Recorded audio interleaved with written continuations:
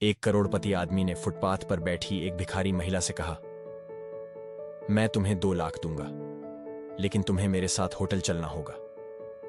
यह सुनते ही वहां मौजूद लोगों के पैरों तले जमीन खिसक गई। भीड़ में फुसफुसाहट शुरू हो गई।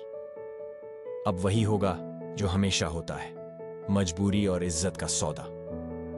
हर कोई सोच रहा था कि इस गरीब और बेबस महिला का भी वही अंजाम होगा। लेकिन दोस्तों, जो आगे हुआ वो सुनकर आपके रोंगटे खड़े हो जाएंगे। राजस्थान के एक शहर की धूल भरी सड़क पर एक 50 साल की महिला बैठी थी।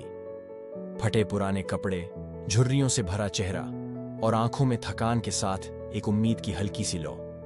वो राह चलते लोगों से बस एक निवाला मांगती, एक गिलास पानी की उम्मीद रखती।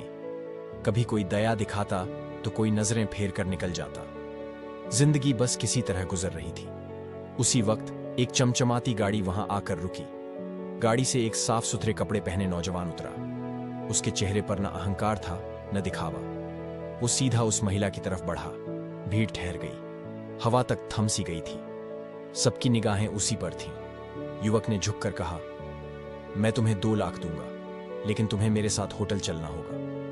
यह सुनते ही माहौल सन्नाटे में बदल गया। लोगों की नजरें बदल गईं, कोई तिरछी, कोई दयालु और कोई तंज भरी। हर कोई सोच रहा था कि अभी यह महिला भी अपनी मजबूरी के आगे झुक जाएगी।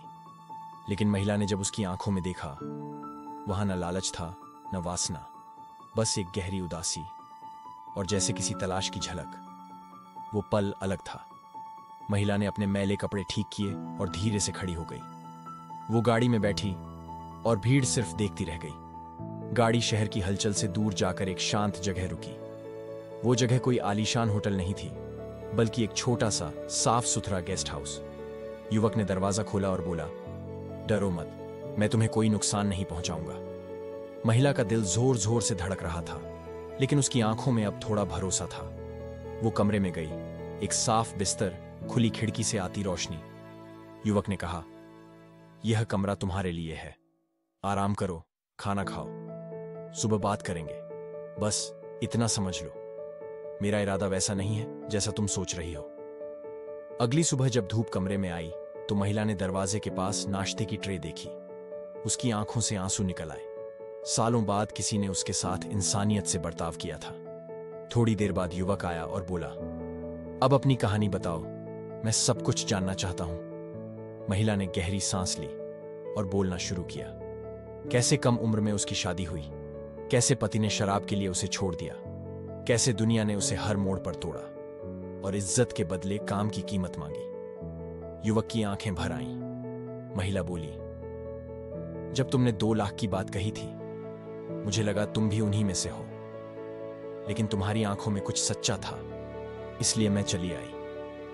युवक मुस्कुराया और बोला, मुझे इसी सच्चाई की तलाश थी। अगले दिन वह महिला को एक छोटे रेस्टोरेंट में ले गया। मालिक से कहा, इन्हें काम चाहिए, आज से ये यहीं काम करेंगी।